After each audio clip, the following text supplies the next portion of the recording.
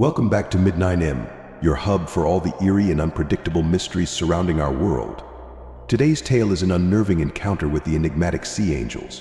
If you're a fan of chilling narratives and nightmarish tales, don't forget to subscribe, like, and share our channel. Let's delve into the surreal and potentially horrific story of a simple beach day turned absolute nightmare. Angels, mommy, look. I glanced away from my sad excuse for a sandcastle and back at my younger brother, who was standing at the edge of the beach in his bright yellow trunks and leaning forward, as if trying to make out something in the distance. Look, mommy, correct? Look, there are angels in the sea. Our mom's initial reaction was that of any exhausted parent. She glanced up from her book to ensure that Nathan hadn't wandered too far off and said something along the lines of, "That's nice, dear, just stay where I can see you," before returning to her reading. I was about to go back to working on the moat around my pitiful fortress when I noticed a pair of boys that were closer to my age staring off into the sea as well.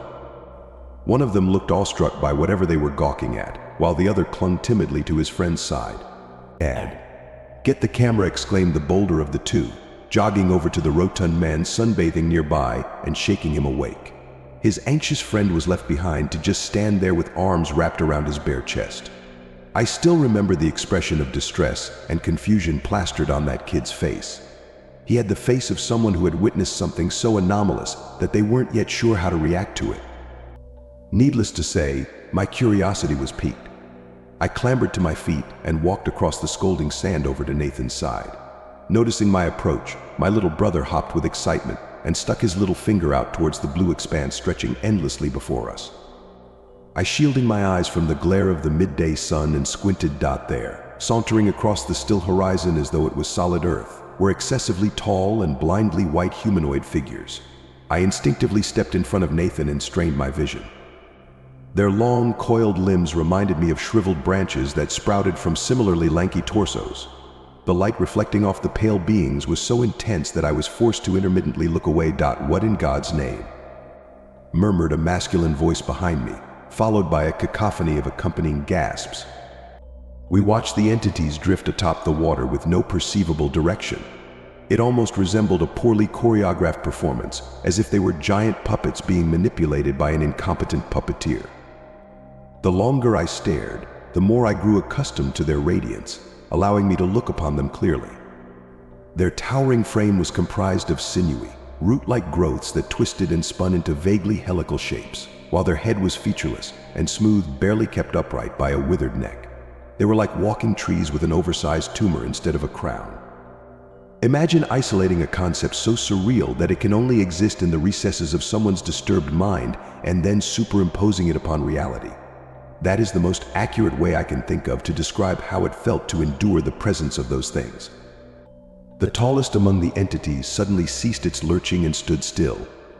Anticipation and dread hung heavy in the air. I felt as if my lungs were being compressed inside my rib cage. My undeveloped psyche struggled to comprehend the underlying significance of what I was witnessing. As the alien anomaly hunched over, its disproportionately lengthy arms brushed against the surface of the sea. "Watch. It's about to do it again," Nathan exclaimed with a gleeful smile, one half of his freckled face bathed in white light. Again. Two sets of colossal appendages erupted from the humanoid's back. The emergent wings somewhat resembled those of an insect, complete with an expansive system of veins which fused and branched out into hideous patterns. Once fully protracted, the thin membrane connecting them was so transparent that only its outline remained visible. A dream. It had to have been a dream. Any moment now my alarm clock was going to go off. Nathan would have already been standing at my bedside, excited for our upcoming day at the beach. Mom's voice would have called us downstairs for breakfast. She had made fluffy pancakes with syrup, our favorite.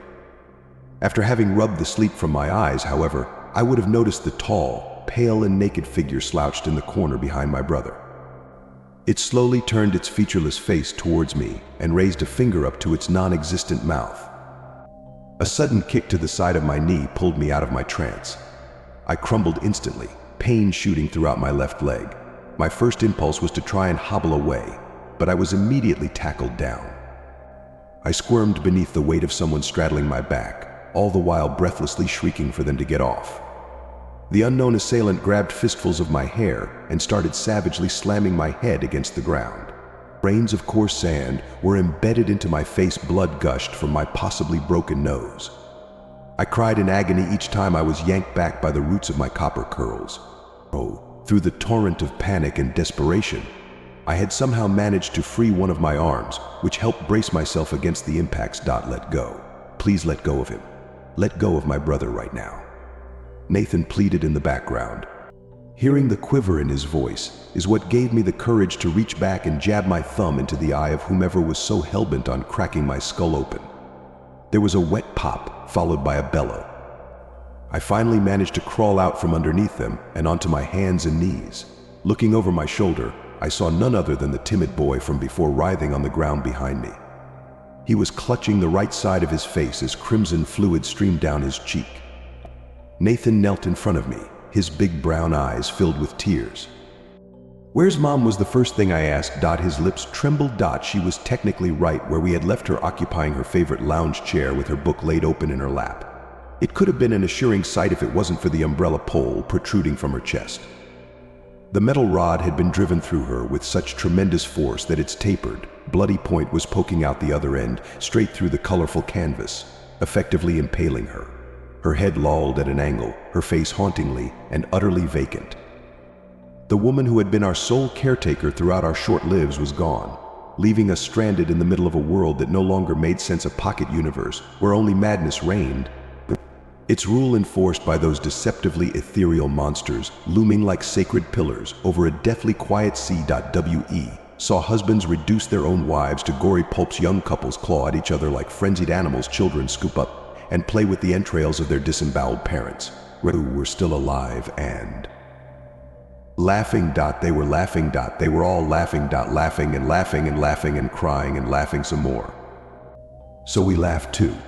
We got swept up in the whirlwind of insanity.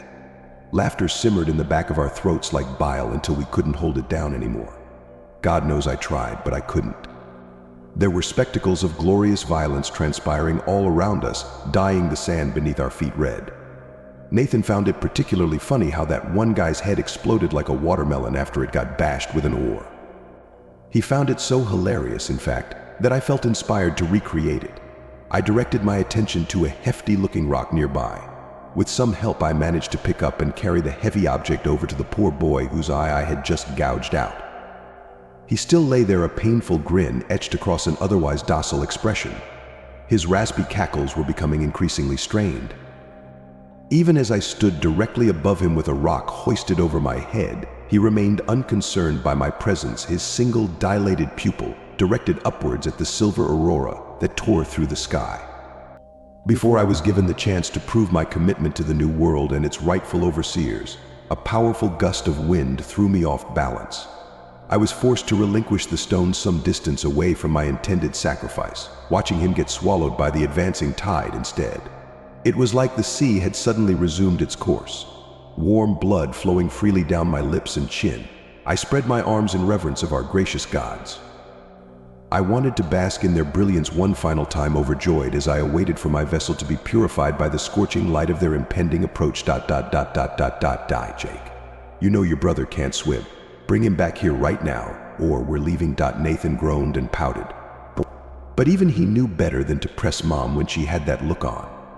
He let go of my wrist and made a point of stomping his way back to shore. I inhaled through unimpaired nostrils, closed my eyes and listened to the seagulls. Waves brushed against the tips of my fingers. I'm not lying. I swear I saw them. I just wanted to have a closer look. I heard my little brother shouting in protest, followed by the sounds of him getting dragged away by his ear. Well, I certainly believed him.